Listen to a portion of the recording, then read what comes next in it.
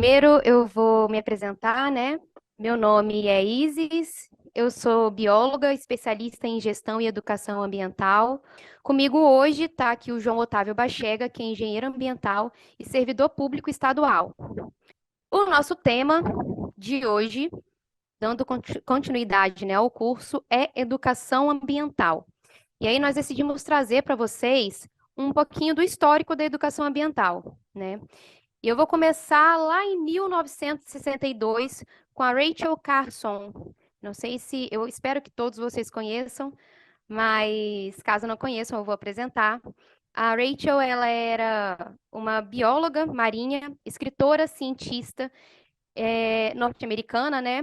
E ela publicou em 1962, dentre outros livros que ela postou na sua carreira, que ela publicou na sua carreira, o livro Primavera Silenciosa. E foi a partir desse livro que as pessoas começaram, né, a ter uma consciência ambiental mais parecida com essa que a gente tem, mais moderna, pensando em sustentabilidade. Apesar da palavra naquela época ainda não ter surgido, né? Inclusive eu tenho aqui um livrinho, eu sugiro como uma leitura de vida. Acho que todo mundo deveria dar uma lida nesse livro para conhecer e ver um pouquinho de como Rachel já pensava no futuro do nosso planeta. Então, eu trouxe aqui uma linha do tempo, que a gente vai começar lá em 1962 com Primavera Silenciosa, de Rachel Carson. 10 anos, deixa eu só pontuar aqui, que quando a gente está falando de educação ambiental, nós vamos ter diversos pontos importantes na história. Então, hoje, nós selecionamos somente alguns que identificamos como os mais importantes, ok? Não é desfazendo dos demais, mas como é muita coisa, não cabe aqui apresentar todos eles. E aí, em 72, nós tivemos aquele marco histórico, né, que foi a Conferência de Estocolmo, que foi o primeiro grande encontro internacional com representantes de diversas nações para discutir os problemas ambientais. Em 75, em Belgrado, teve o Encontro Internacional em Educação Ambiental e de lá saiu o Programa Internacional de Educação Ambiental. Pensando agora no Brasil, em 85, o MEC já começa a identificar e pontuar que conteúdos ecológicos devem integrar todas as áreas de conhecimento no primeiro e no segundo grau. E aí vem em 88 a nossa Constituição, com o artigo que eu espero que todos conheçam, que é o 225, né? Onde diz que todos têm direito a um meio ambiente ecologicamente equilibrado, bem de uso comum, e etc. E lá no inciso 6º diz que determina, na verdade, né, que cabe ao poder público promover a educação ambiental em todos os níveis de ensino. Em 91, a educação ambiental entra para o currículo em diferentes níveis de modalidades de ensino.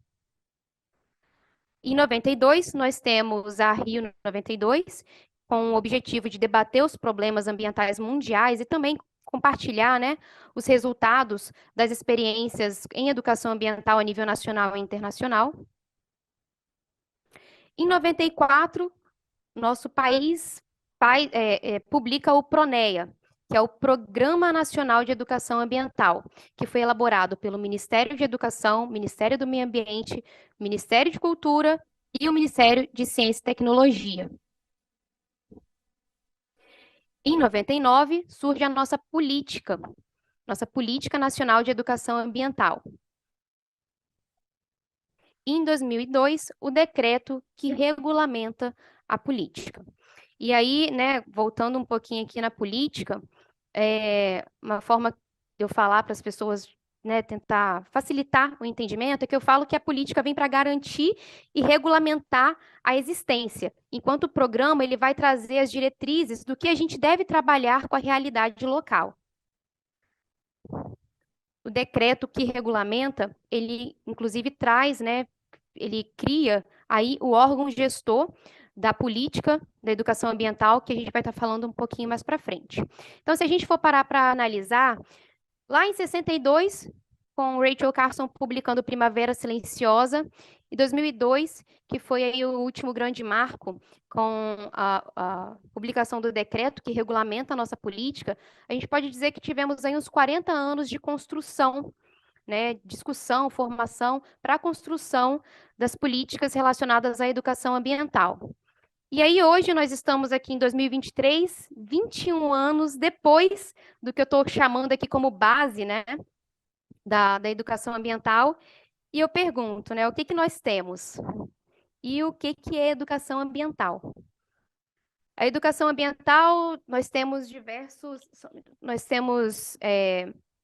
definições pelo CONAMA, pela política, e aí eu prefiro resumir, né? E aí eu vou resumir com as minhas palavras, que a educação ambiental, na verdade, são os caminhos para a formação de um cidadão crítico que se entenda como parte do meio e que seja capaz de pensar de forma sustentável. E aí a gente tem que pensar que quando a gente está falando de educação ambiental, a gente não quer passar para o outro que vai faltar água e que faltar água é um problema ambiental. Não, a gente está dizendo que vai faltar água e ele não é somente um problema ambiental. Ele é um problema ambiental, econômico, social, cultural e vai para todo sempre, porque quando for faltar água, vai faltar água para quem? E ótimo, a gente está entendendo um pouquinho desses problemas. Os demais companheiros já apresentaram, né, como mudanças climáticas, já apresentaram nossos problemas com resíduos sólidos, perda de biodiversidade, mas isso é tudo muito macro, grande. E aí eu pergunto para vocês agora, pensando no individual, 21 anos da nossa base construída, e o que que vocês têm feito pensando no meio ambiente? Eu trouxe algumas perguntas. Sua casa está ligada na rede coletora de esgoto? Quantos potes de shampoo vocês têm no banheiro? Você separa o seu resíduo? Quando a gente vai fazer uma construção na casa, a gente pensa em alugar uma caçamba ou você depois contrata um carroceiro para jogar em qualquer canto, que vai estar longe do seu olhar? Será que a gente pensa quantos litros de água foram gastos para produzir todos os sapatos que eu tenho? São algumas das perguntas que um cidadão crítico deveria fazer, né? E por muitas vezes a gente não faz. 21 anos depois da base construída, nós ainda encontramos esse tipo de situação. Essa foto mais acima, com os entulhos, fica na beirada de uma área de proteção ambiental do município que eu moro, do município que eu moro, né? Foi um colega meu que tirou, Felipe, que trabalha nesse espaço, e é muito triste a gente ver que depois de tanta discussão, tanta conquista para a área ambiental, a gente ainda tem pessoas que tomam esse tipo de atitude, de decisão de jogar o entulho em qualquer, jogar seus resíduos em qualquer local. Ainda temos queimadas, o garimpo ilegal. E aqui eu gosto de trazer o Instituto de Pesquisa e Reabilitação de Animais Marinhos, que eu tive a oportunidade de trabalhar como voluntária lá durante um tempo, que eles resgatam os animais que aparecem debilitados na beira da praia. E esse é o tipo de coisa que nós encontramos quando o animal, nesse caso aí, a tartaruga estava viva e ela defecou todos esses resíduos plásticos. Só que a realidade é, né, quantos morrem com resíduos plásticos dentro, né, do estômago? E por quê? Como que esses resíduos plásticos foram chegar lá? Ah, Isis, mas olha só, eu jogo meu lixo na porta da minha casa lá, enroladinho, para o caminhão de lixo passar. Será que é só isso? Quando a gente sugere aqui a construção de um cidadão crítico, é que ele possa pensar para onde vai aquele lixo dele. Se existe um horário e um dia correto para eu jogar o lixo, por que que eu vou jogar em outro dia ou no horário mais cedo? Quando a gente joga o nosso lixo fora do horário do dia previsto, vão vir animais que podem rasgar esse lixo. Se você não faz a separação do seu resíduo, pode vir algum catador em busca de material e acabar também expondo, né, o lixo que estava enrolado na sacola. E aí vai vir o vento, vai vir uma chuva, que vai levar para o bueiro, que a boca de lobo, que muita gente não sabe, mas aquilo não é esgoto.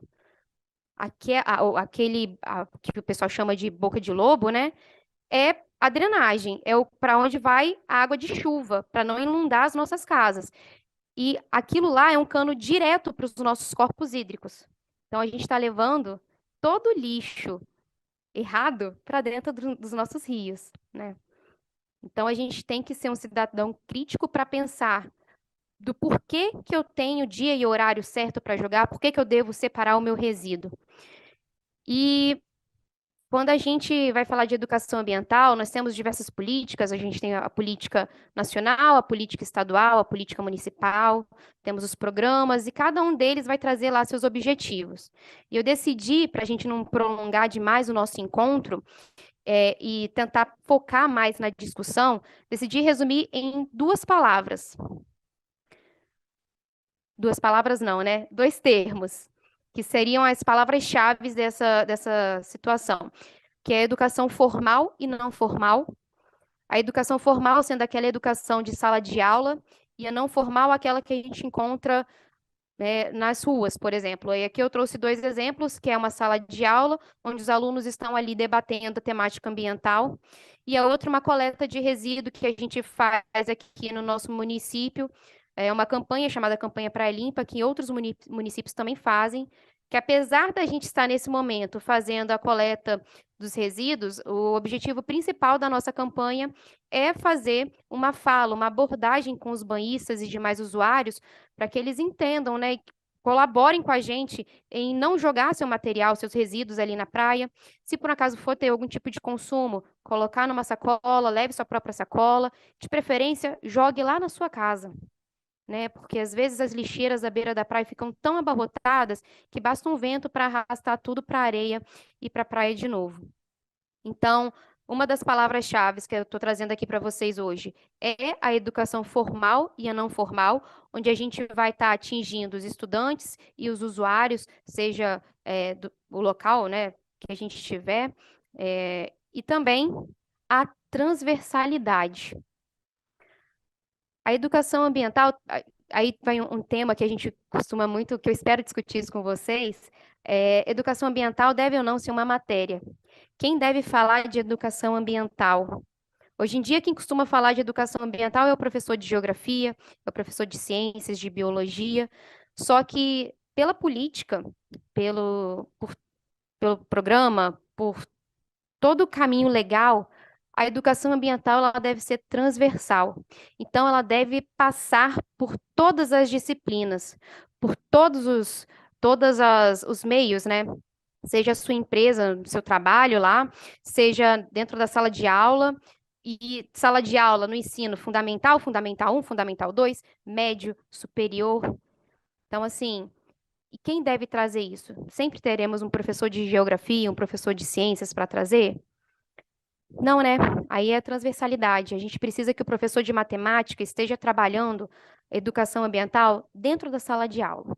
A gente precisa que a professora de português ou o professor de português, quando for passar um texto de interpretação de texto, pense, né, em trazer com a temática ambiental para que, inclusive, os nossos alunos possam pensar criticamente naquilo, possam trabalhar ali a sua interpretação. Então, a transversalidade é a nossa palavra-chave, que, com todo respeito, eu acho que é a principal, que a gente precisa que todos estejam envolvidos com a sustentabilidade, com as questões ambientais, para que a gente venha trabalhar a educação ambiental de melhor forma. E aí, quando a gente para discutir, né, quem é o responsável pela educação ambiental? A gente viu que lá na nossa Constituição, o poder público é responsável por tratar a educação ambiental. Mas, beleza, como? De que forma? Será que no seu estado existe uma política de educação ambiental? No seu município? Seu estado já possui um programa de educação ambiental? E o seu município? Né? Hoje a gente está aqui na construção do nosso programa de educação ambiental, e eu deixo aqui uma provocação para quem está hoje na nossa live, né? Para que veja, vai pesquisar onde você mora, se o município que você mora já tem a política de educação ambiental, se o programa já foi construído. Eu descobri recentemente que existe uma plataforma chamada Monitora Educação Ambiental, e eu fiquei surpresa com a quantidade de informação que tinha lá, mínima. Quase não tem município com a sua política de educação ambiental. E aí, quando a gente fala bem assim, Isa, aqui no meu município tem, no meu estado tem a política e o programa de educação ambiental. E quem é que gere essa educação ambiental, né? E aí, na nossa política, traz que o órgão gestor da política de educação ambiental deve ser, a nível nacional, o Ministério de Meio Ambiente, junto com o Ministério da Educação, a nível estadual, municipal, as secretarias correspondentes. Mas então é só o poder público sozinho que faz a gestão da educação ambiental? Não. Nós temos a Comissão Interinstitucional de Educação Ambiental. E essa comissão nós temos representantes, né, de diversos ministérios ou secretarias e também do poder público, do, da organização da sociedade civil, das associações de moradores, onde todos ali vão estar sendo ouvidos e vão poder participar na construção, na execução da política e da educação, da política da educação ambiental. E aí, eu queria fechar aqui falando que não poderia ter tido uma data melhor para a gente fazer essa conversa sobre educação ambiental, porque nesse mês a gente comemora no dia 3 de junho, né? O Dia da Educação Ambiental, no dia 5, o Dia do Meio Ambiente e hoje o Dia dos Oceanos. E aí eu vou convidar o João para estar conduzindo o resto da apresentação. Então, aproveitando, vou dar continuidade aqui, né? Quando a Isis me chamou para participar junto da apresentação, né? Ela ficou com essa parte, esse embasamento mais teórico, né? Essa reflexão sobre os conceitos, né? Embora a gente priorizou fazer mais a discussão, né? Como a gente costuma trabalhar na educação, né? O segredo é estar em fazer as perguntas, né? E não necessariamente dar as respostas. Então, dando essa continuidade, eu pensei em fazer alguns questionamentos sobre mais o nosso contexto, né? Onde a gente se encontra. Então, para a gente refletir, fazer essa contextualização, eu quis colocar algumas coisas, né? E onde queremos chegar, né? Qual a nossa missão enquanto movimento? Não só movimento, nesse caso, nosso movimento ecotrabalhista, mas todo mundo que se interessa, talvez que possa estar vendo ou vai ver em algum momento essa apresentação, ele tem interesse em participar, quer dizer, de certa forma, as pessoas estão mobilizadas, estão nesse movimento. Então, não precisa ser um movimento formal, né, como a própria educação ambiental coloca, né, tem que ser transversal, não formal ou informal também. E a questão, somos educadores ambientais no nosso contexto, nas nossas ações? Então, para responder essa, eu acredito que sim. Tudo que nós estamos fazendo, ainda mais se nós pegarmos a memória do PDT, né, qual é o propósito, né, formação de cidadãos esclarecidos, né, o nosso DNA, né, a nossa mobilização está a educação. E, neste caso, cada vez mais uma educação voltada para as questões ambientais. E, primeiramente, a gente precisa entender aonde nós estamos, né? Para saber onde nós queremos chegar, nós precisamos saber onde nós estamos. E um pouco, né, pouco não, né, mas muito do que da realidade nós estamos já foi falado nessas aulas anteriores, né, sobre principalmente mudanças climáticas, o consumo consciente e tal. Então, se quiser colocar isso. Então, a gente pode, todo mundo entende que hoje nós estamos a nossa realidade atual é uma realidade degradadora do meio ambiente. Então, isso não tem muito o que discutir. Então, o que nós queremos é ir para outro lugar. Por que a nossa sociedade atual é degradadora? Nós vamos encontrar diversos aspectos, né, históricos, culturais, né, desde a história da humanidade, né, dos problemas, desigualdade, né, e tudo mais. Porém, hoje, para a gente fazer essa reflexão, a gente pode entender que essa realidade ela está encapsulada num sistema, né, e a gente precisa definir esse sistema para poder trabalhar. E aí, esse sistema, para a gente entender, para a gente trabalhar, a gente pode dizer que é um sistema consumista individualista. Na verdade, é a essência do sistema capitalista.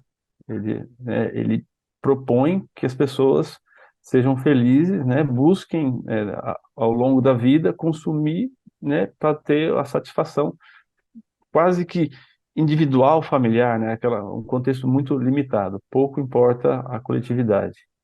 Tanto é que, se a gente pegar nas próprias aulas anteriores, né, nós temos, nosso planeta não comporta o padrão de consumo que é vendido pelo sistema, né? Se todo mundo fosse consumir, né, nós teríamos que ter muito mais planetas, né, 4,5 planetas Terra para poder dar conta. Então, alguém está ficando de fora. Então, se a gente quer chegar em algum lugar, nós temos que entender que nós temos que romper com esse sistema consumista individualista.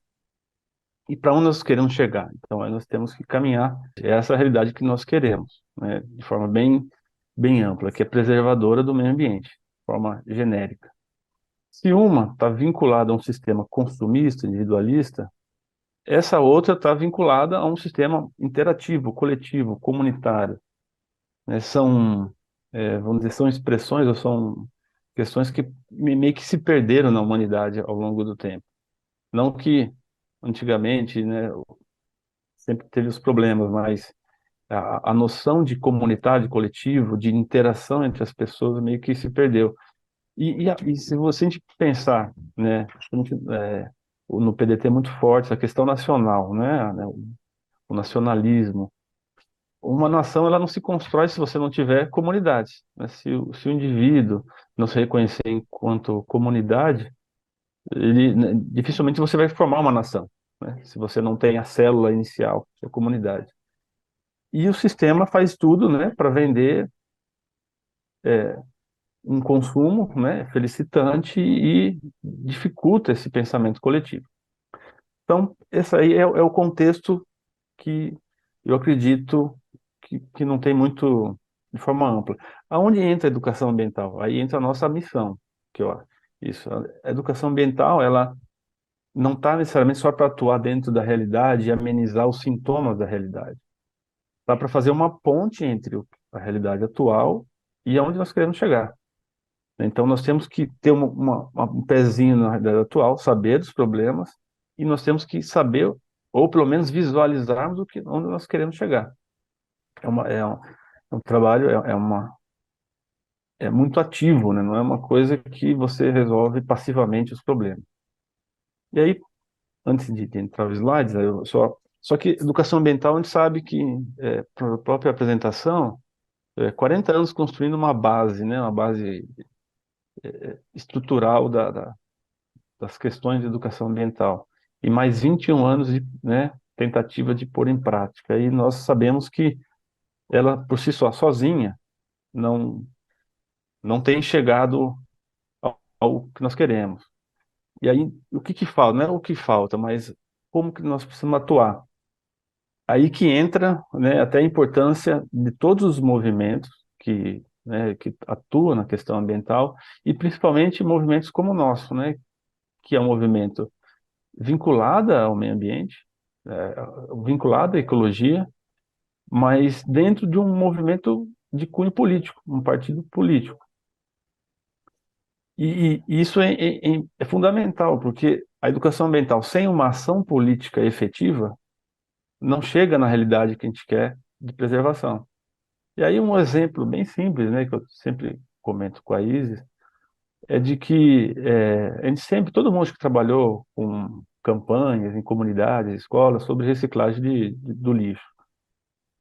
E, às vezes, tem um trabalho muito interessante nas comunidades, nos bairros, né, de separação, né, de conscientização. Só que quando você vai ver depois de alguns anos, algum tempo, esse trabalho acaba se perdendo, porque o que as pessoas mais falam é: aí eu separo, mas a prefeitura junta. Então, significa o quê? Né, um trabalho de educação, né, voltado, por exemplo, nesse aspecto para o resíduo. Sem uma ação política, acaba não gerando o resultado que a gente espera.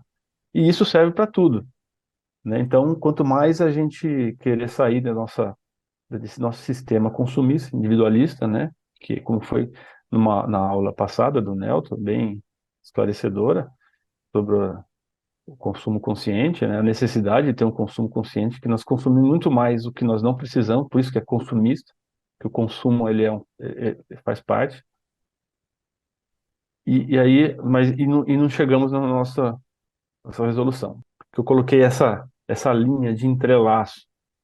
Então, nós temos que cada vez mais, vamos dizer, cutucar os nossos representantes partidários, os nossos representantes políticos, principalmente do nosso campo ideológico, né, vereadores, prefeitos, governadores, presidentes, senadores, deputados, para que a nossa causa, né, que é de todos, né, as nossas ações possam chegar efetivamente a um resultado que quer dizer, de forma nenhuma, a gente pode aceitar ser entendido como uma bolha, né, uma caixinha ali.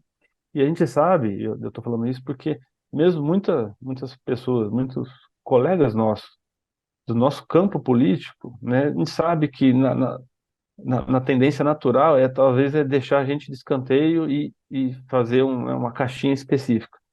Aí é aquela discussão da transversalidade. Então, a transversalidade, nesse caso aqui, ela entra diretamente na política. Toda a política tem que ser ecológica, ambiental, sustentável, né? Não tem como dissociar mais. Inclusive, nas outras aulas, né, eu até costumo falar com a Ivana, que mais um pouco, né, se a gente conseguir os nossos objetivos, o trabalhismo e o ecotrabalhismo vão ser uma fusão, né? Não vai existir o trabalhismo sem o eco, nem o eco sem o trabalhismo, né? Sem as questões sociais, como até a Isis colocou. Então, essa reflexão que eu coloquei aqui, e da importância do nosso trabalho, e pegando o gancho, aproveitando só para fazer um breve comentário, muito interessante. Foi publicado a primeira edição da revista Embaúba, da Fundação, e eu achei muito interessante, porque toda a estética, né, inclusive o conteúdo, ele traz essa questão da sustentabilidade. Inclusive a Embaúba como representação da recuperação ambiental, né, a primeira, né, que sai para dar sustentação aos demais. É um espaço que a gente pode, com o que a gente está produzindo aqui, poder estar inserido, né? Esse é um exemplo de como a nossa ação precisa estar vinculada a todas as ações políticas, principalmente do nosso partido, dos nossos movimentos. E cada vez mais, né? Quer dizer, a gente não pode deixar que as ações, né? Nós estamos agora em período que inicia-se, né, uma campanha para mudança de gestores municipais, locais, né, que na verdade é onde a vida das pessoas acontece, e nós temos que estar atento e estar mobilizado para estar dentro das discussões dos programas, né, porque senão a gente vai ficar mobilizado aqui e não acontece lá. E é engraçado porque fica até difícil você voltar para a base, né? Porque se a gente vai para a base, para a gente conscientizar as pessoas sobre a importância do meio ambiente, mas os nossos próprios representantes do nosso campo político não tão sintonizados, fica uma coisa que desmobiliza e fica contraditório, né? Então essa é a reflexão que eu quis fazer aqui, né, nessa apresentação e aproveitar o conteúdo que a Isa tinha colocado. Aí pode continuar, Isis.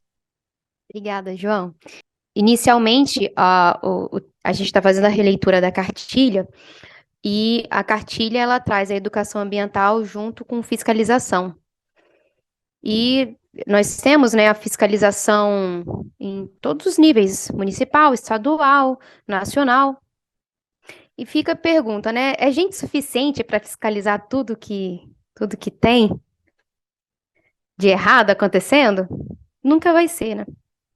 E aí fica aqui a pontuação de que, na verdade, todos nós somos fiscais. Todos nós devemos ser fiscais. Não no sentido de punir ou de querer brigar com o seu vizinho, mas é no sentido de vi que meu vizinho está fazendo uma coisa que não é legal, que não está errada ambientalmente falando. Nós somos fiscais e educadores ambientais. Então, chegar para o vizinho, se você tem esse conhecimento, e falar: pô, vizinho, olha só, a Boca de Lobo, por exemplo, não é para receber a rede de esgoto da sua casa, né? A gente tem a rede própria para isso. Então, assim, eu te ajudo, oferece ajuda, vamos pensar junto. Então, quando a gente vai falar, resumindo, né, sobre a fiscalização, todos nós somos fiscais e todos nós devemos ser educadores. Fica aqui o questionamento final de como nós estamos atuando, como nós, como movimento, estamos atuando, como nós, como cidadão, estamos atuando. A gente tem sido agentes de educação ambiental. Deixamos aqui também o nosso contato para caso alguém queira entrar em contato com a gente.